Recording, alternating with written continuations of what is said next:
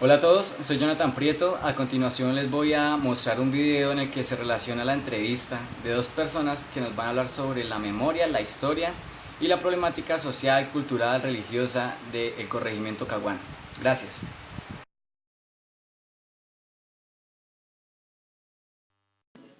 ¿Desde cuándo usted, su familia y en sí la comunidad a la que pertenece vive en ese territorio?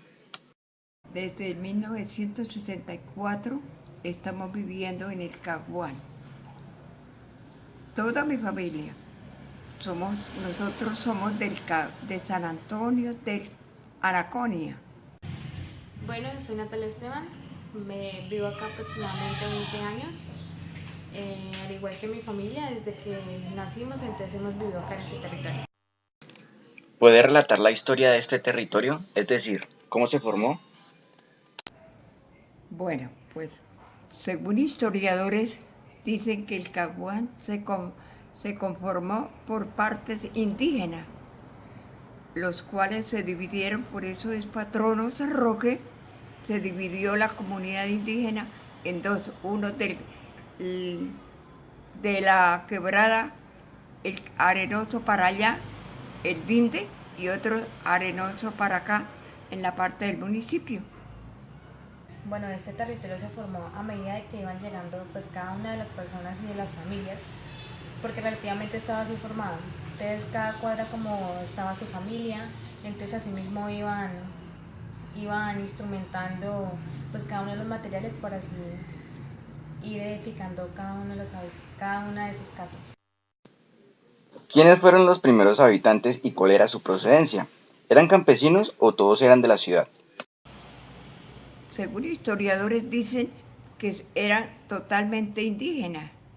Ellos eran oriundos de acá, no habían llegado a ninguna otra parte, sino eran nativos del Caguán. Bueno, se dice que los primeros habitantes fueron unos indígenas, quienes fueron llegados acá pues por medio de la migración. Bueno, pues ellos a medida pues de que iban llegando, cada uno pues ellos iban también ayudando a cada una de las personas para que así fueran formando sus grupos y fueran formando cada una de las comunidades de los barrios y de las cuadras que vemos de hoy en día.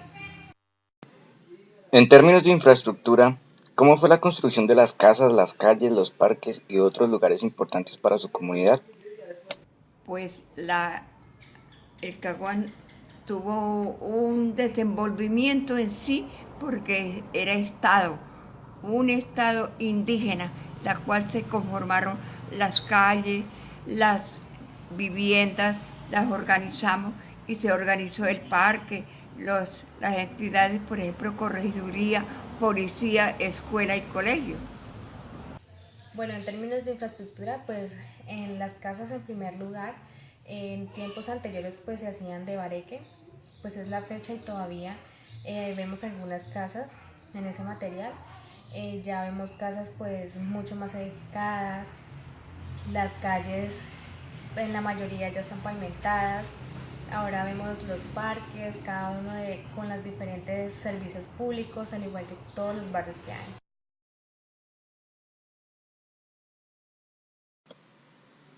¿Hay bibliotecas o sitios de interés cultural de su territorio como salas de conciertos, cines? ¿Asiste a ellos con qué frecuencia?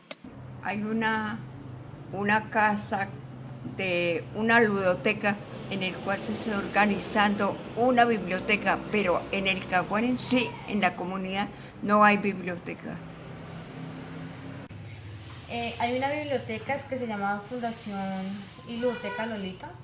Allí se encuentran algunos profesores o personas que apoyan especialmente a niños de básica primaria y bachillerato, quienes van allá y pues temas que no entienden, entonces le expliquen y le ayuden a hacer sus tareas. Ahora sí, pues la verdad no asisto, pues porque ya eso es, como digo, principalmente es para los niños del colegio. ¿En su comunidad existen creencias populares? ¿Cuáles son y cómo influyen en la vida cotidiana de la gente? Pues no, en la comunidad se conservan algunas costumbres o tradiciones, porque la idiosincrasia del pueblo siempre se conserva, pero la evolución de la vida está desapareciendo eso. Pues actualmente ya las creencias populares ya como que las han dejado a un lado a medida que la tecnología nos ha invadido. Recuerdo que muchos los abuelos o personas muchísimo más mayores, ellos sí tenían algunas creencias y eran de que creían mucho en los cuentos y en los mitos y leyendas que había. En ese tiempo pues ellos nos contaban algunas de las anécdotas que a ellos mismos les pasaba o les ocurría alguna de ellas. Entre esas pues estaba que cuando en tiempo de Semana Santa, entonces que el diablo. En su comunidad existen relatos, cuentos, refranes, coplas, mitos o leyendas tradicionales que sean relevantes para la memoria colectiva de su grupo. ¿Puede relatar uno de ellos? Por ejemplo, se dicen, hay de mitos y leyendas, pues todas las tradicionales del Huila, pero especialmente me voy a referir a lo de el patrono del Caguán, que dicen según la leyenda que el Caguán que el San Roque lo iban a llevar, pero él no se dejó llevar. Como decía en la anterior pregunta, en los tiempos de antes o todavía nuestros abuelos que existen nos cuentan de algunas creencias o unos mitos que muchas veces uno de ellos pues vivía cerca del cementerio y las personas que tomaban mucho, en este caso mi abuelo, llegaba borracho y pues que supuestamente el diablo, entonces que lo perseguía y lo veían, entonces esa era una de ellas y supuestamente que lo perseguían. En su comunidad existen creencias o celebraciones religiosas. ¿Cuáles son y cómo influyen en la vida de la gente?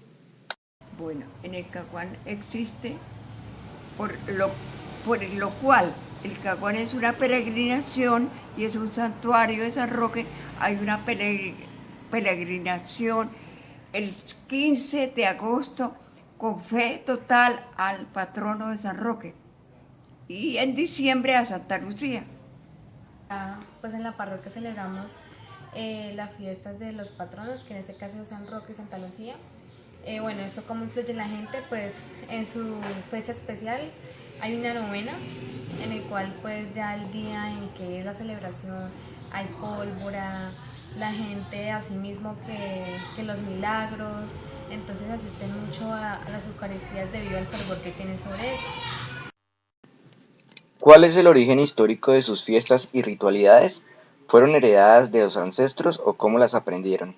Fueron, según dice, fueron heredadas de sus ancestros, una conservación muy tradicional, muy del Caguán, muy de los indígenas.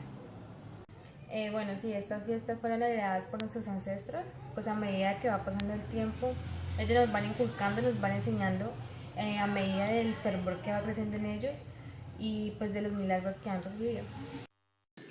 ¿Sabe usted cuál es el estrato socioeconómico de su territorio? El estrato del territorio del Caguán es muy bajo,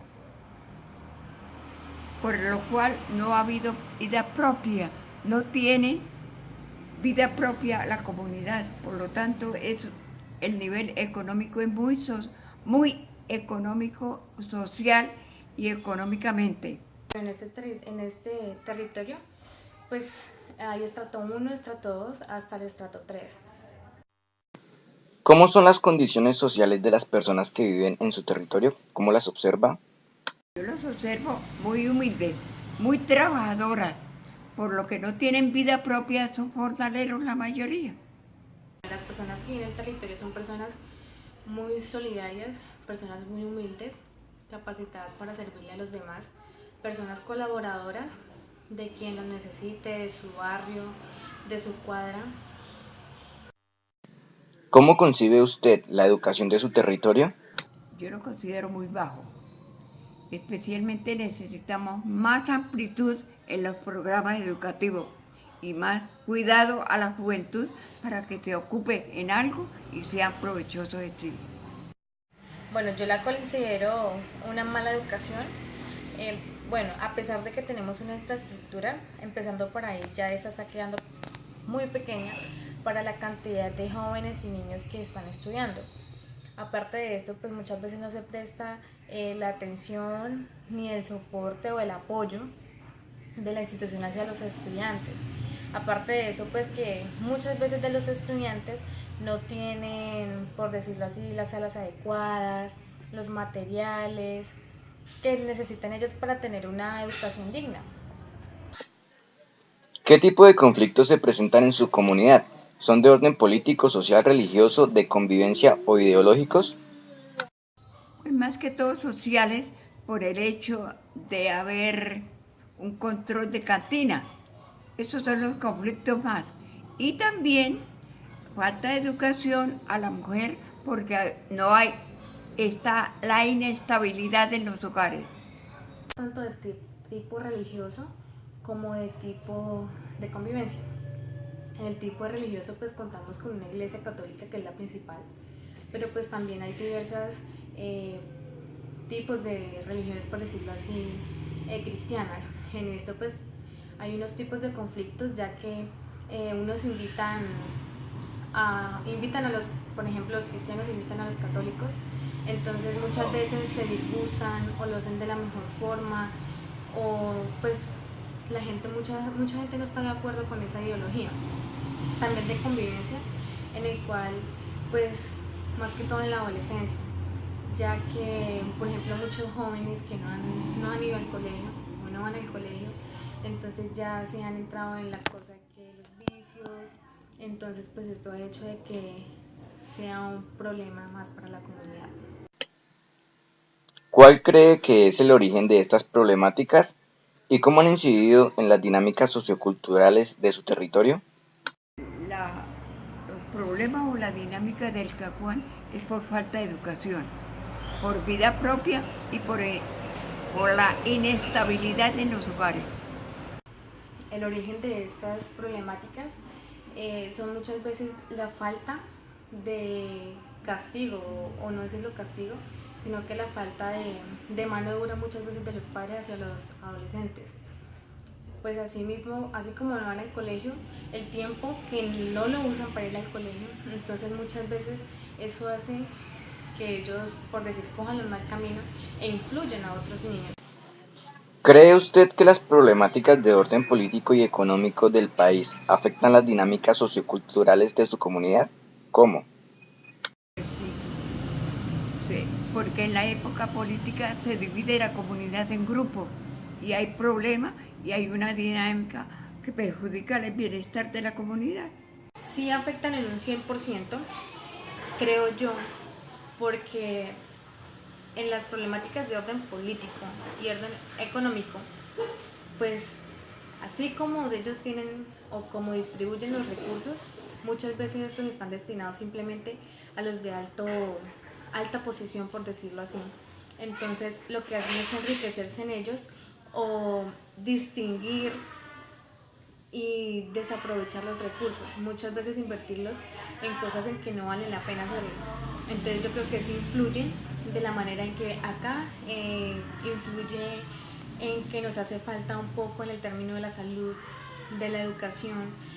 Entonces debemos, así como hay necesidades acá, entonces las hay, pero muchas veces no las remedian. Entonces yo creo que ese es el problema que se ve acá en el territorio. En el área de, por ejemplo, de educación, también muchos niños o los niños tienen mucho tiempo libre, entonces que eso sea aprovechado mediante deportes. Entonces eso también ha hecho pues que de alguna u otra manera se vea reflejado en el territorio en el que vivimos.